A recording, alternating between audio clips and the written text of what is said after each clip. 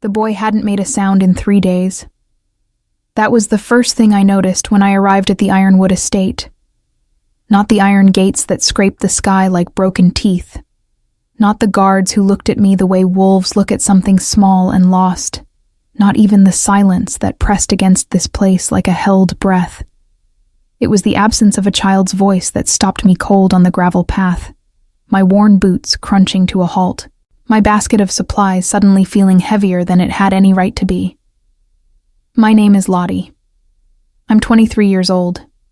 3 weeks ago, I was refilling coffee cups at Marin's Diner on the edge of Coldwater Creek, splitting my tips between rent and the herbal courses I took on Thursday nights in the back of an old apothecary.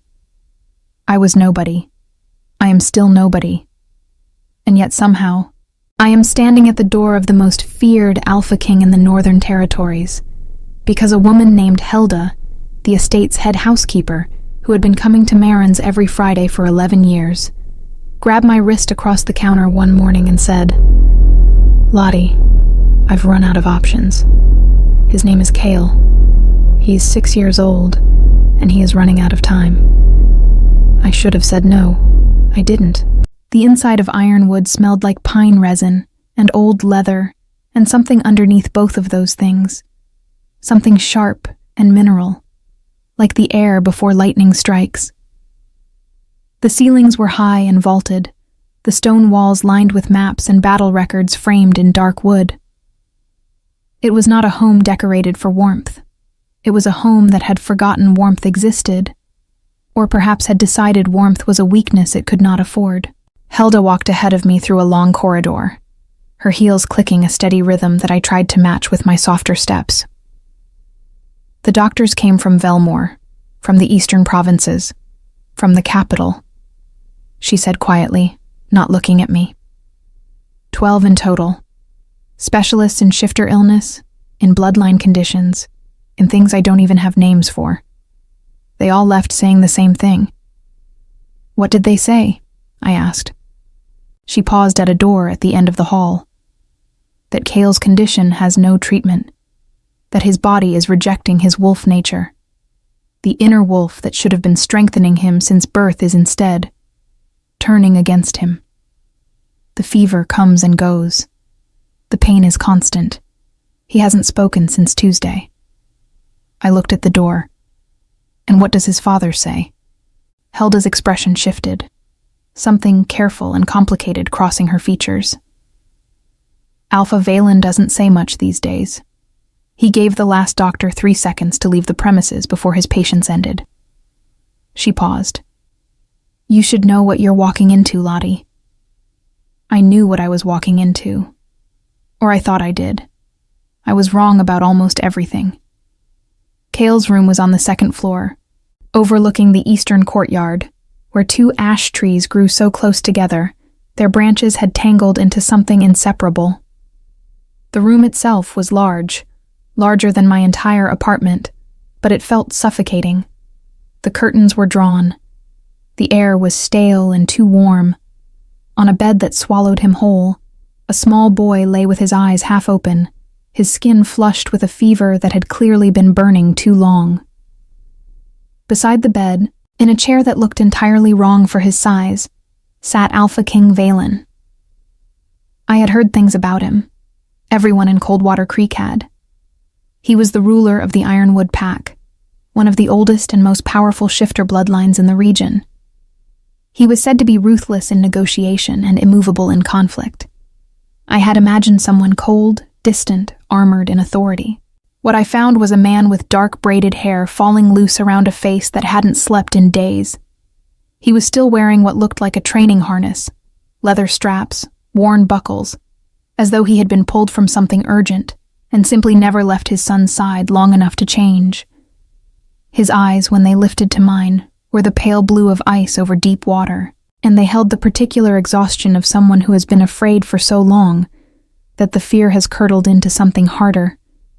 Something that looks like anger because anger, at least, feels like doing something. He looked at me the way those guards at the gate had, like something small and lost. "Who are you?" he said. It wasn't a question. It was an assessment. Lottie, I said. My voice was steadier than I expected. Helda brought me. I've been studying herbal and natural approaches to shifter wellness conditions for 2 years. I know that's not what you've been working with, and I know I'm not what you expected. You're a waitress. His voice was flat, not cruel, just factual, the way a wall is factual. I was a waitress, I said. This morning I'm the person standing in your son's room, and I'd like to try to help him if you'll let me. Something moved behind those ice-pale eyes. Not warmth, not yet. But a crack in the wall, maybe. Hairline thin. The last person who stood in this room and said they could help, Valen said quietly, left here without finishing their sentence. I glanced at Kyle. His small chest rose and fell in shallow increments. His hands were curled loosely on the blanket, fingers slightly too still for a child. I'm not going to promise you anything, I said. I don't make promises I can't keep. But I'd like to sit with him for a while. Ask a few questions. Look at what the other doctors recorded. I paused. And I'd like you to let me work without anyone standing over my shoulder making me feel like I'm about to be thrown out. The silence that followed lasted long enough that I genuinely considered turning around. Then Valen stood. He was taller than I had calculated from the chair, and the room seemed to reorganize itself around him, the way rooms do around people who are used to being their center. He crossed to the door in measured strides, paused with one hand on the frame, and looked back at me with an expression I could not fully read. You have until sundown, he said, and then he left. I exhaled slowly, set my basket on the small table near the bed, and pulled up a chair close to Cale. His eyelashes fluttered, a tiny, exhausted movement that told me he was aware, even if he couldn't or wouldn't speak. Hi, I said softly. My name's Lottie. I'm not a doctor, so you don't have to be scared of me. He didn't respond, but his fingers moved. Just slightly, just once, curling a little tighter against the blanket. I picked up the medical file from the bedside table. 12 doctors. Pages and pages of findings, all circling the same conclusion in different fonts. Internal conflict between human and wolf biology. Rejection syndrome. No known treatment pathway. I read every page, and somewhere between the third and fourth report, I noticed something none of them had flagged. A detail so small it had been recorded as a footnote. An observation about Cale's reaction times, his sensory responses, the fact that on the 3 occasions when his fever had briefly broken, it had been during periods of low sound, low light, and something described as unstructured quiet. Not silence exactly, but the natural, unplanned quiet of someone simply existing nearby without agenda. I looked at the drawn curtains. I looked at the too warm, too still air. I looked at this boy, alone in a room designed to keep him resting, surrounded by the careful, anxious attention of people who loved him so much their fear had made the room a cage. I set the file down. I went to the window, and very gently opened the curtains 2 inches. Just enough to let in a thin blade of gray winter light. Then I opened the window a crack. Cold air, smelling of pine and frost and the distant ash trees in the courtyard below. Cale's breathing changed, almost imperceptibly. But it changed. I sat back down beside him and didn't say anything else. I just breathed with him, slowly, the way my Thursday night instructor had taught me was the first language the body understands before any herb or remedy touches it. 20 minutes passed. Then I heard a voice from the doorway, low, careful, like someone trying not to startle something fragile. His color is different. I turned. Valen was standing in the doorway, not fully inside, one arm braced against the frame. He was looking at his son with an expression that broke something open in my chest. The look of a man who had been holding himself together through sheer force of will for so long that the sight of a single small improvement was almost more than he could carry. "It's a start," I said. "Just a start. Don't read too much into it yet." He didn't answer right away. Then, "What did you do?" "I opened a window," I said. Another long silence. "That's it?" "That's it. For now." I met his eyes across the dim room. "But I think there's more I can do if you're willing to give me more than until sundown." Valen looked at me for a long moment, the kind of look that measures a person, takes them apart, looks for what they're made of underneath. Whatever he found, it made him push himself off the doorframe and take one slow step into the room. "Tomorrow," he said. "Come back tomorrow." It wasn't trust, not yet. But it was the door left open, and sometimes that's the only beginning there is. I came back the next morning before the sun had fully decided what it wanted to do with the sky. The guards at the gate were the same two from the day before, but something had shifted in the way they looked at me. Less like something lost, more like something that had, at least, proven it could find its way back. One of them, a broad man with a jaw like a cliff edge, gave me a short nod as he pushed the gate open. I took that as a victory and kept walking. Helda met me at the front door with a cup of tea, and the expression of someone who has been awake since well before I had. "He asked about you this morning," she said, pressing the cup into my hands. "Cale?" "Valen." She said it simply, without drama, and turned to lead me inside before I could decide what to do with that information. The estate looked different in morning light, less like a fortress, more like something that had been built by people who loved something very much, and then, over time, forgotten how to show it. The stone corridors held the cold of the night, but here and there I noticed small things. A child's drawing pinned crookedly to a bulletin board near the kitchen hallway, a pair of small muddy boots by a side door, a windowsill where someone had set a smooth river stone next to a dried sprig of something I recognized as mountain sage. These were the traces of a life that had been warmer once, and the contrast made my chest ache in a quiet, specific way. Cale's room felt different too. Or maybe I was different inside it. Less a stranger, more a presence with a purpose. He was awake when I arrived. Not sitting up, not speaking, but his eyes were tracking me from the moment I came through the door, following my movement from entrance to window to the chair I pulled close to his bed. His color was marginally better than yesterday. The flush of fever was still there, but it had receded from his cheeks the way a tide pulls back, grudging and slow. "Good morning," I said, settling into the chair. "You don't have to talk. I'm just going to sit here for a bit." He watched me. His eyes were the same pale blue as his father's, which I found myself unprepared for. I opened my basket and began laying things out on the bedside table. Small cloth packets, a shallow ceramic bowl, a bundle of dried herbs I'd prepared before dawn at my apartment.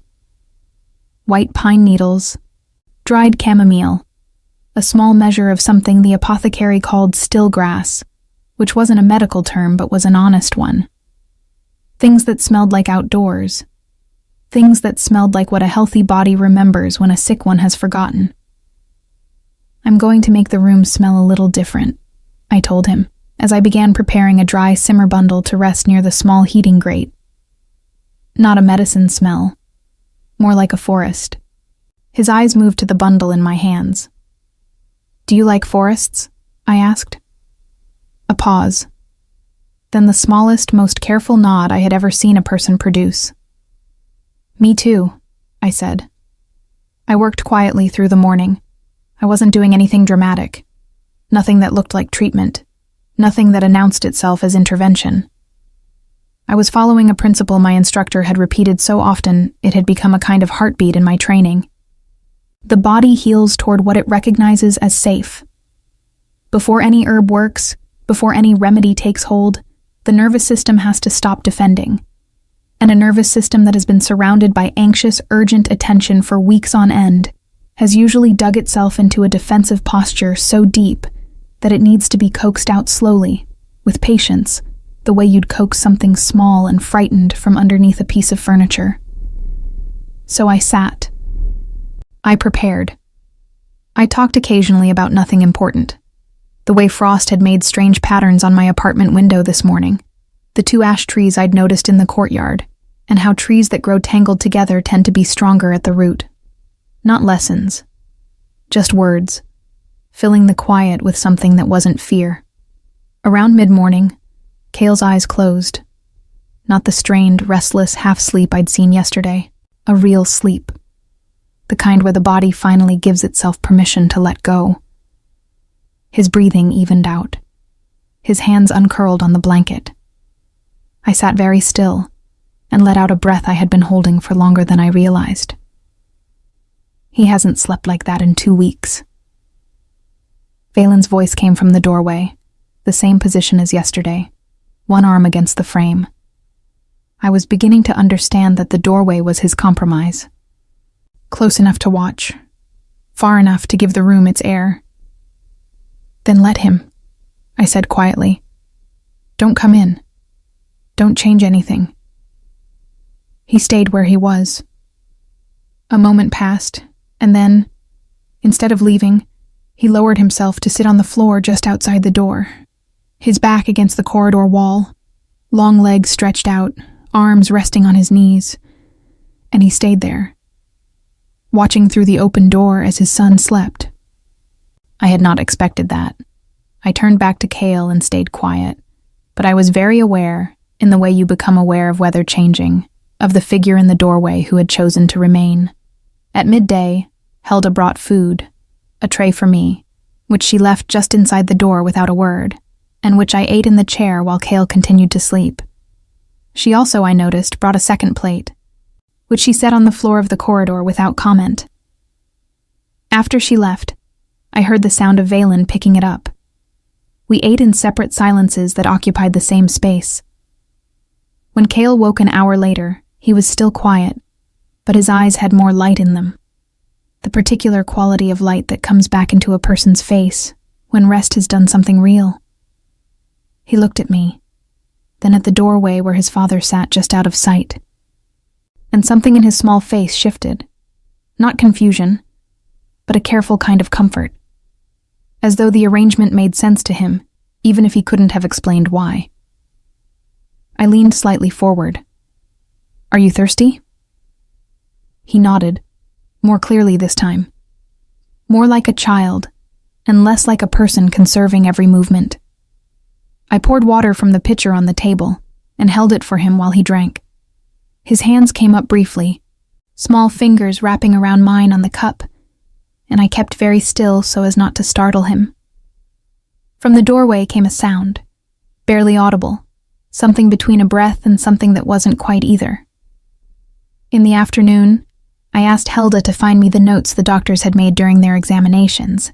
Not their conclusions, but their process notes. The things they'd written during the appointments rather than in the final reports. It took her an hour to locate them, and when she brought them, she looked at me with the expression of someone who has started to allow themselves a feeling they have been very careful not to feel. Hope is dangerous in this house, she said softly. I know, I said. I'm being careful with it. The process notes were more useful than I had expected. 3 of the 12 doctors had independently noted something that none of them had followed through on. Cale seemed to respond to proximity. Not to treatment, not to medicine, to people. Specifically, to people who were calm.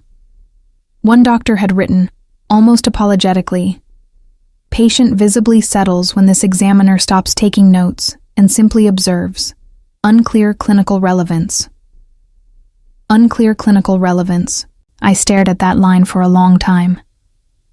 What they had been treating as a biological rejection, a wolf nature turning against a human body, might have had a different layer entirely. A child whose nervous system had been in crisis since birth, surrounded by an anxious pack, a grieving father, a rotating cast of experts who all arrived carrying the weight of urgency. A child whose body had perhaps learned that the world was a place of constant threat and had never been given long enough in safety to remember how to do anything else. I wasn't dismissing the biological reality. The illness was real. The danger was real. But I was beginning to think that what the doctors had been trying to fix was a symptom, and what was underneath it was something that remedies alone would never reach. I needed to talk to Valen. That thought arrived with a particular kind of weight, because I had spent 2 days successfully avoiding extended conversation with him.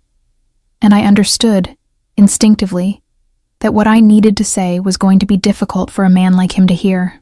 I found him in the corridor at the end of the afternoon, standing at the window at the far end of the hall, looking out at the courtyard where the ash trees grew. The winter light came in low and pale, and it caught in his braided hair and the worn leather of his harness, and for a moment, he looked less like an alpha king and more like a man standing very still in the middle of something he didn't know how to put down. I stopped a few feet away. "I need to tell you something," I said, "and I need you to hear it without throwing me out." He turned from the window. Those ice-pale eyes were quieter than they had been yesterday, still guarded, but with something underneath the guard that was paying close attention. "Say it," he said. I took a breath. "I think Kale's body knows how to heal. I think it has been trying to. But it can't do it in an environment that feels like an emergency, and this house," I paused carefully, "has felt like an emergency for a long time. Not because of anything wrong you've done. Because you love him, and you're scared, and fear has a weight that even a 6-year-old's body can feel." The silence that followed was very long. Valen looked at me with an expression I could not name. Something that had moved past anger without landing anywhere comfortable yet. "You're telling me," he said slowly, "that I'm part of what's keeping him sick." "I'm telling you," I said, "that you might be part of what helps him get well, if you're willing to try something different." The ash trees in the courtyard moved in the wind outside. Inside, the corridor was very still. "Tell me what different looks like," he said. Different, as it turned out, was harder than either of us had anticipated. I explained what I needed over the following hour, standing in that corridor with the pale winter light shifting around us as the afternoon aged. I told Valen about the process notes, about the pattern the doctors had recorded without recognizing, about the principle I had been trained in, that the body orients toward safety, the way a plant orients toward light, and that safety is not just the absence of danger, but the presence of something that feels like peace. He listened without interrupting. That surprised me. I had expected resistance, or the kind of polite, thin-lipped tolerance that men in his position sometimes offered people they were humoring. But Valen listened the way someone listens when they have run out of every other option and they know it, completely, with his full attention. The way you listen to something when the stakes are too high for anything less. When I finished, he was quiet for a moment. Then, "You want me to stop treating his room like a sick room. I want you to spend time with him that isn't about the illness," I said. "Read to him. Sit with him and do something ordinary. Talk to him about things that have nothing to do with how he's feeling. Let the room breathe. Real air, natural light, sounds from outside. And the pack." I hesitated. "Whoever else lives here and cares about him, they need to come in without their fear showing. Children are fluent in the emotions adults think they're hiding." Something crossed his face at that, a recognition that looked like it cost him something. "His pack," Valen said quietly. "They love him. They're terrified of losing him." "I know, and he feels every bit of it." I kept my voice as even as I could. "Right now, every person who walks into that room brings the message that things are very wrong. What he needs, alongside everything else I'm going to try, is to receive the message that things can be okay." Valen looked at the floor for a moment, jaw working slightly, the way people do when they're processing something that asks more of them than they expected to give. "I'm not good at ordinary," he said finally. It came out almost reluctant, as though the admission required effort. "What were you good at with him?" I asked. "Before he got worse." A pause. Then, so quietly I nearly missed it. "Maps. He liked maps. I used to spread them on the floor and let him pick places, and I would tell him about them." I nodded slowly. "That's where you start." The next morning, I arrived to find that Valen had already been in Cale's room for an hour. He had pulled a large rolled map from somewhere in the estate study and spread it across the foot of the bed, weighing the corners with books. And he was sitting beside Cale, not in the anxious bedside posture of the last several weeks, but leaned back slightly, one arm resting loosely on the headboard, talking in a low, steady voice about a mountain range marked in the map's northern edge. Cale was watching him, not the half-present, fever-dimmed watching of the past weeks, watching with his eyes fully open, tracking his father's finger as it moved across the paper. I stopped in the doorway, set my basket down quietly, and did not go in. Helda appeared at my elbow from somewhere behind me, silent as a shadow. "This is the first time he's sat with him like that," she murmured, "since before the illness took hold." I didn't answer. I was watching Cale's face, the way something in it had softened, the way his breathing had opened up in the unconscious way breathing does when the body recognizes something it loves. We stayed in the doorway for several minutes, neither of us speaking. Then Cale's hand moved across the blanket and landed on the edge of the map, one small finger pointing at something. Valen leaned in to look, said something I couldn't hear. And for the first time in what Helda would later tell me had been 3 weeks, Cale smiled. It was small. It was tired. It lasted only a few seconds. But it happened. I picked up my basket and went quietly down the corridor to find somewhere to stand for a few minutes where no one could see that my eyes had gone entirely blurry. The days that followed had a rhythm I had not anticipated, but came to feel was exactly right. Mornings were mine. I worked with Cale while the house was still quiet, preparing the herbal supports I had researched and cross-referenced against the existing medical records, things that would work gently with his body's own processes rather than attempting to override them. White pine extract in warm water, a diffusion of stillgrass and mountain cedar near the heating grate. A series of very simple breathing exercises that I taught him slowly over several days, framed not as medicine but as a game. Breathe in for 4, out for 6, and we'll see if we can make the window fog. He began to play the game on the 3rd day. He still wasn't speaking, but the silence was changing its quality. It was less the silence of a body conserving its last resources, and more the silence of a child who was thinking, considering, present. His fever broke for the first time on the 4th morning, fully broke, dropping to normal within the space of 2 hours, and stayed there for 6 hours before returning in a diminished form. It was not a cure. I was careful not to treat it as one. But it was movement, and movement, in a case where there had been none, was everything. Valen came to find me that afternoon. I was in the kitchen, working at one of the long preparation tables, sorting dried herbs into small cloth packets, while Helda sat across from me with tea and a list of supplies she was planning to send someone into town for. It was the most ordinary scene the kitchen had probably hosted in weeks, and I think that was partly why Valen looked briefly disoriented when he came through the door and found it. He looked at the herbs, at Helda, at me. "The fever," he said. "I know," I said. "It came back, but it came back lower. That's important." He pulled out a chair, slowly, like a man remembering that chairs are something he's allowed to use, and sat down at the end of the table. Helda immediately and without comment stood, refreshed the tea, set a cup in front of him, and became very interested in her supply list. "How long?" he asked. "I don't know," I said honestly. "I won't give you a timeline I can't stand behind, but the direction is right. His body is responding." I paused, packaging another small cloth bundle. I need to ask you something. He waited. The pack members who are closest to him. There's a young man I've seen in the corridor twice who always looks like he's about to come in but stops himself.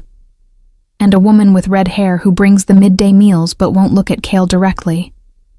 Something shifted in Valen's expression. Dorian. He's one of my younger lieutenants. He was Cale's sparring teacher before the illness. They were close. He paused. And Seren.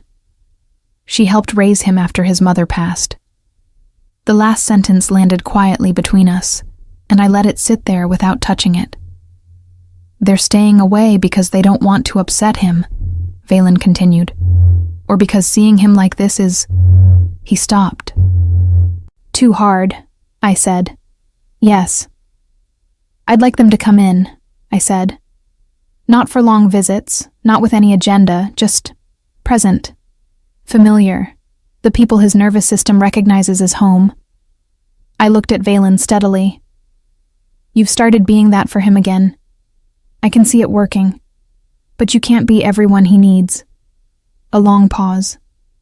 Valen turned the teacup slowly in his hands, and I watched his face do the careful internal work of a person reorganizing how they've been thinking about something. Dorian will say yes immediately, he said at last. Serene will need...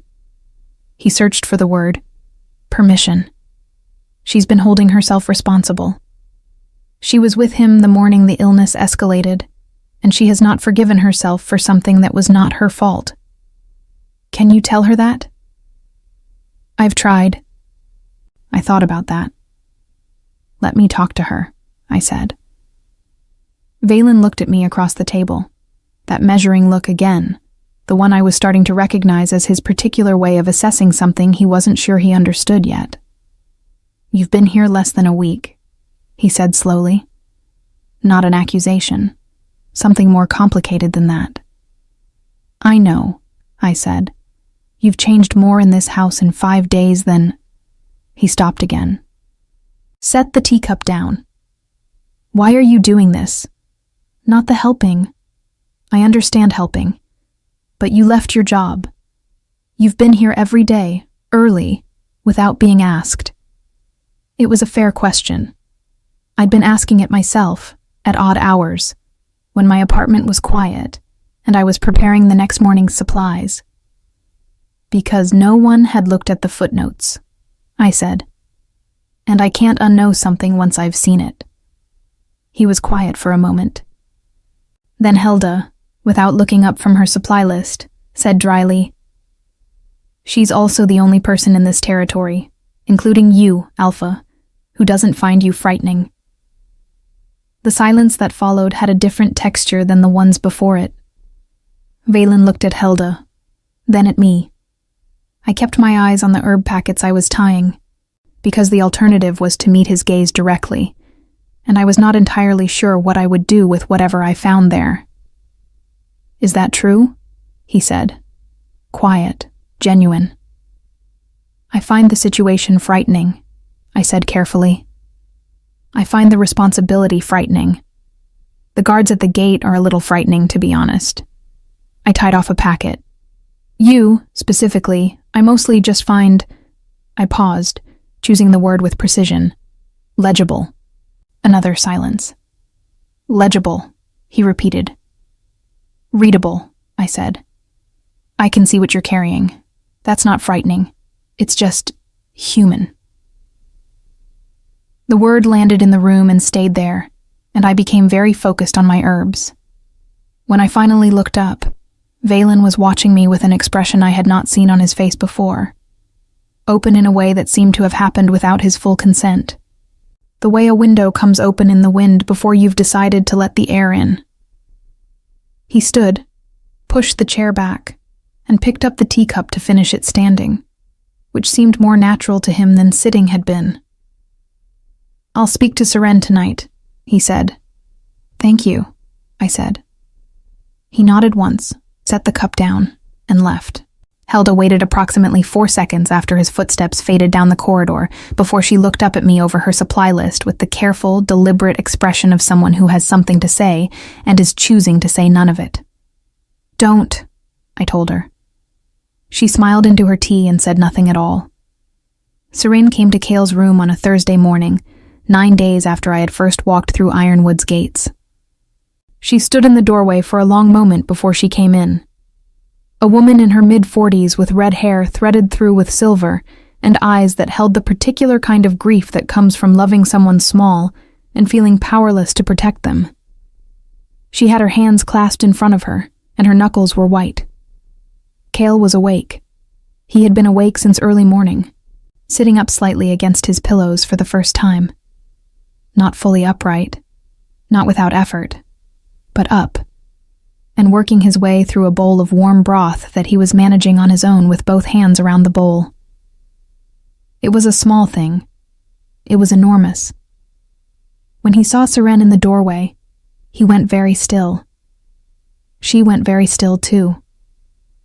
I watched from my chair near the window, pretending to review my notes, giving them the privacy of my inattention. "Hello, little wolf," Serene said. Her voice came out rough at the edges, worn through with everything she'd been carrying. She used a name. A private name, clearly. One that lived between them. And the effect on Cale was immediate. His chin trembled once. Then he held out one hand toward her, an open, simple gesture that said everything a 6-year-old couldn't put into words. She crossed the room in 4 steps and gathered his hand in both of hers and sat on the edge of the bed, and for a while neither of them said anything at all. I looked at my notes and saw nothing on the page. Later, when Cale had drifted back to sleep, with Serene's hand still loosely holding his, she came to stand near me by the window. Her eyes were dry now. She had done her crying quietly, with her back turned, and she looked out at the ash trees in the courtyard, with the composed expression of someone who has just set something down that they've been carrying too long. "Valen said you asked for me to come," she said. "I did." "Why?" She looked at me sideways, not suspicious, genuinely asking. "Because he knows the people in this house," I said, "and you're part of what this house means to him. I think his body needed to be reminded what home feels like, and home isn't just a place or a person. It's a collection of specific, familiar things. You're one of them." Serene was quiet for a moment. Then, "He really is better." "Slowly," I said. "But yes." "The doctors said." "I know what the doctors said." I kept my voice even. "I'm not saying they were wrong about what they found. I'm saying there was something underneath what they found that they didn't look for, and that something was reachable." She turned from the window and looked at me properly, the way people look when they're deciding how much to trust someone. "Who are you, really?" she asked. "Not your name. I know your name.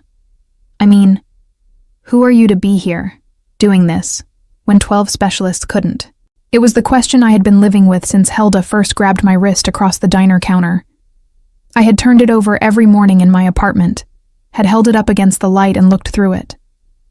"I think," I said carefully, "that I'm someone who was trained to look at what everything else is built on top of, not the illness in isolation, the person who has the illness, the environment around the person." I paused. "And I didn't arrive here knowing I could fix this. I arrived here because I couldn't stand the idea of a footnote being ignored." Serene looked at me for another moment. Then she nodded. Slow, deliberate. The nod of someone who has made a decision. "What do you need from me?" she asked. "Keep coming," I said. "Every day if you can. Talk to him about things you used to talk about. Don't treat him like he's fragile in front of him, even when you feel it. And if you have days when the fear gets too loud," I met her eyes, "have those days somewhere else. Come back when you can be steady." She took a breath. "Let it out." That's harder than it sounds, she said. I know, I said. You're doing it anyway. Dorian arrived the same afternoon. He was younger than I had pictured, perhaps 25, with the build of someone trained for physical work and the face of someone who had been worrying with his whole body for a long time. He stopped inside the door with his hands at his sides and looked at Cale with the transparent, helpless expression of someone who has not yet learned to arrange their feelings into something less visible. Cale woke up when Dorian came in. And then, for the first time since I had been in this house, Cale spoke. It was one word, quiet and slightly hoarse from disuse, but fully formed and deliberate. Door, he said. Dorian made a sound that I will not try to describe because there are no words that would do it justice. He crossed the room, dropped into the chair beside the bed, and leaned forward with his elbows on his knees, close but careful, and said, Hey, I'm here. I should have come sooner. I'm sorry I didn't come sooner. Cale looked at him with those pale blue eyes and said, with the devastating economy of a child who does not yet know how to be indirect, You were scared. Dorian's jaw worked. Yeah, he said. I was. Me too, Cale said. I left the room then. I took my basket and my notes, and I walked down to the end of the corridor and stood at the window there for a long time, looking out at the gray winter sky, feeling something move through me that I didn't have a clean name for. Part relief, part something older and more complicated. The feeling of watching a door open that has been stuck for a very long time. That evening, I stayed later than I had meant to. I was in the small study adjoining Cale's room, reorganizing my notes and writing up a detailed record of his progress. The fever patterns, the response timelines, the things that had helped and the things that hadn't. When I became aware that Valen was in the doorway. Not the corridor doorway this time. The study doorway. Actually inside the threshold. He said 3 more sentences tonight, Valen said. After you left. I looked up from my notes. What did he say? Something moved across Valen's face. Something almost unbearably careful. Like a person handling something they're afraid of dropping. He asked if you were coming back tomorrow. A pause. And he asked if you could stay for dinner. I set my pen down. What was the 3rd sentence? I asked. Valen looked at me for a moment. He said you smell like the forest. He meant it as a compliment. He told me to tell you. I felt warmth move up from somewhere in my chest into my face and focused very deliberately on my notes until it settled. Tell him yes to tomorrow, I said. And yes to dinner, if that's... I hesitated. If that's all right with you. It's his home, Valen said. If he wants you at the table, you're at the table. He said it simply, as though it were obvious, and I understood that for him it was, that his son's wishes, in this, were the only authority that mattered. I nodded and started gathering my things. Lottie. I paused. Valen was quiet for a moment, and in the quiet, I could hear the distant sound of the ash trees moving in the night wind outside, and the low, settled breathing from the next room where Cale was asleep. I owe you an apology, he said. I turned to look at him properly. When you walked into this house, he continued, measured and deliberate, choosing each word as though they were things with weight. I looked at you, and I saw everything you weren't. I catalogued your absence of credentials, your ordinary clothes, your... A brief pause. Your diner, and I gave you until sundown because I had nothing left to lose, not because I believed you. The honesty of it was unexpected enough that I didn't know immediately what to do with it. You were scared for your son, I said. People don't see clearly when they're scared. No, he agreed. They don't. He looked at me steadily. I see clearly now. The study was very quiet. Outside, the wind moved through the ash trees, and the winter dark pressed soft against the windows, and I became acutely aware that this was a different kind of conversation than the ones before it, that something had shifted in the air between us the way air shifts before weather changes, and that I was standing in a doorway, metaphorically, that I had not been standing in before. I picked up my basket. "I'll be here at 7, I said. "Same as always." He nodded, stepped back to let me pass. I was almost through the doorway when he said quietly, "The footnotes you mentioned, the ones no one else looked at." I stopped. "I went back and read them," he said. "All of them. Every note, every margin, everything those 12 doctors recorded without following through on." A brief pause. "You were right. It was all there." I didn't turn around. I was not sure that turning around was something I could manage steadily just then. "Sometimes the most important things are in the margins," I said.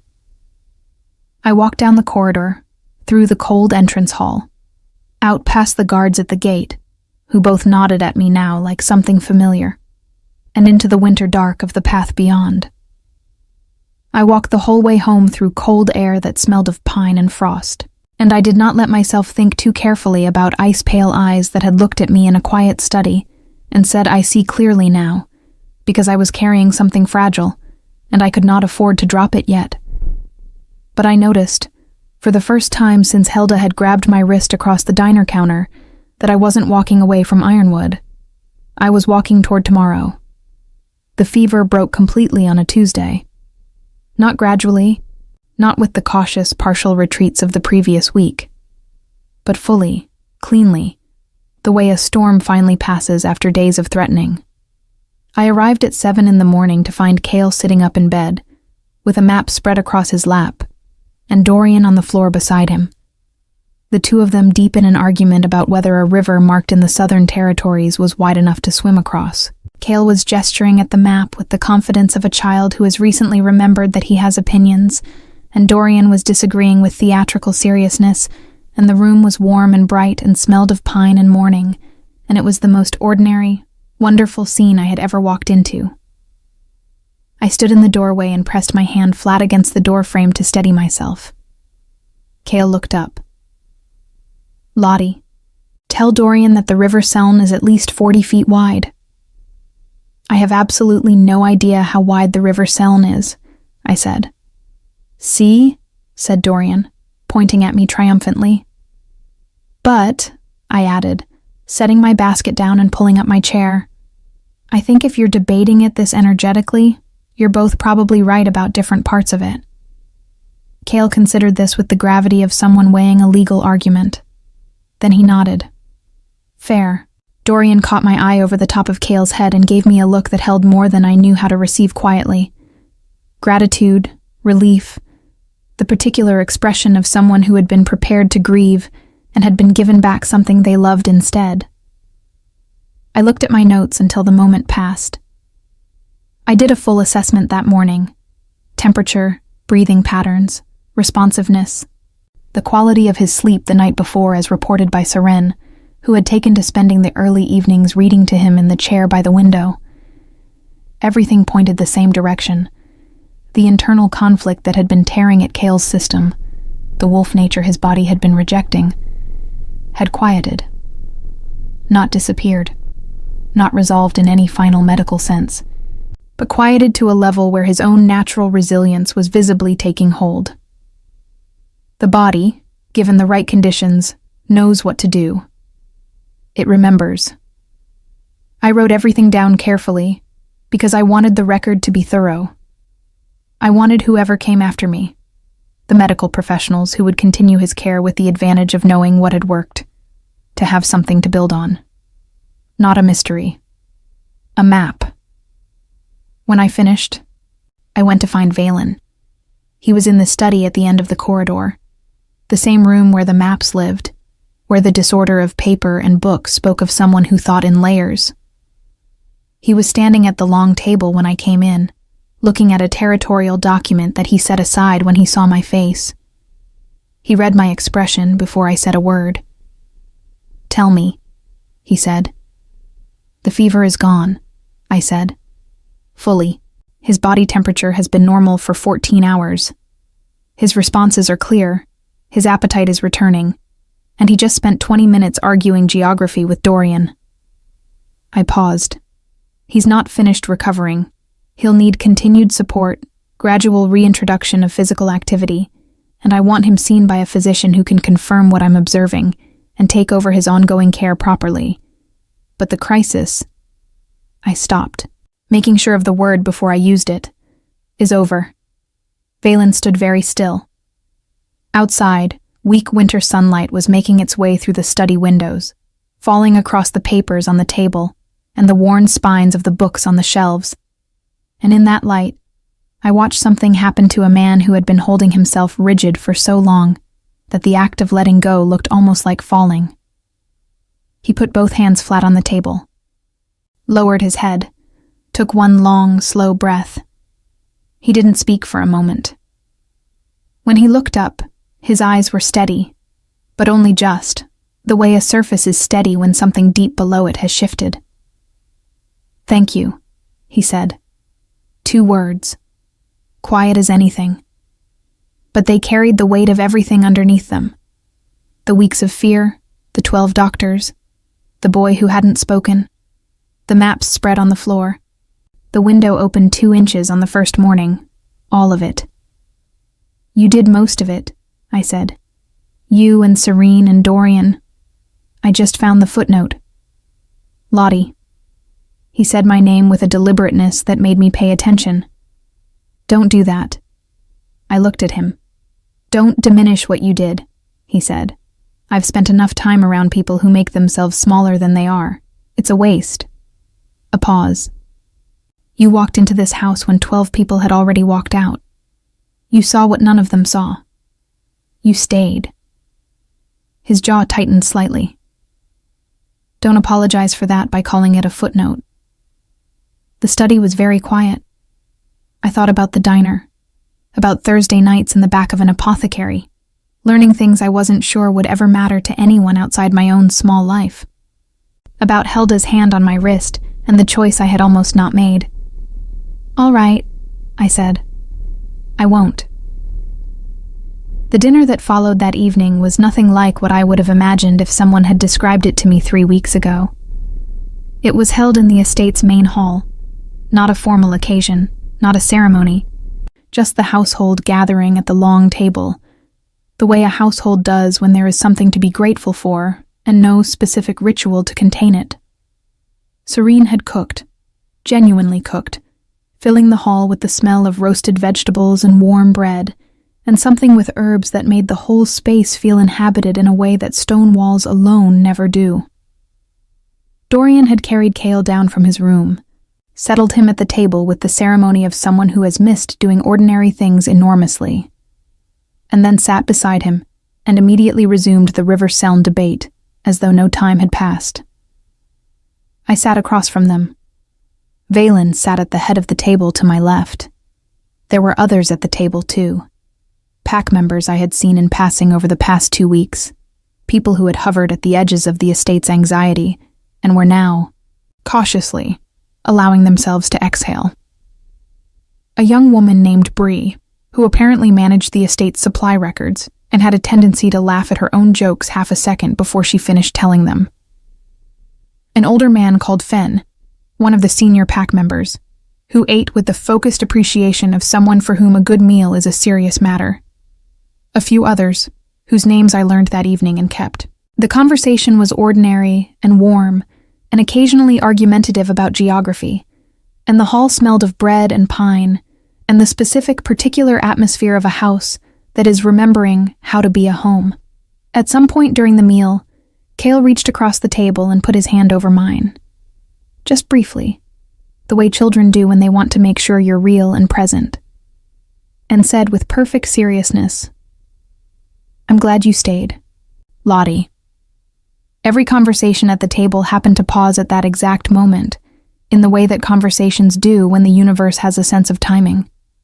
I turned my hand over and held his briefly. "Me too," I said. I did not look at Valen, but I felt him looking at me. I did not leave Ironwood the next morning. Not because anything dramatic happened. Not because of a grand declaration or a moment of decision. It was simpler than that. Cale asked, over breakfast, whether I would show him the breathing exercises so he could teach them to Dorian, who he felt needed to learn to be calmer. Dorian objected to this assessment with great energy. Serene supported Cale's position entirely. Fen continued eating and offered no opinion.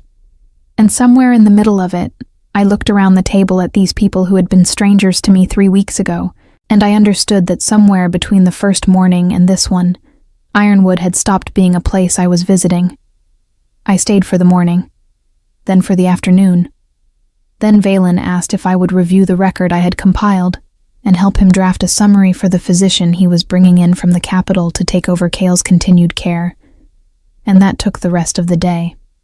By the time the evening settled over the estate, we were sitting across from each other in the study with papers between us and cold tea at our elbows, and Valen looked up from the document at some point and said, without particular ceremony, "I'd like you to stay. Not as a caretaker, not in any professional capacity."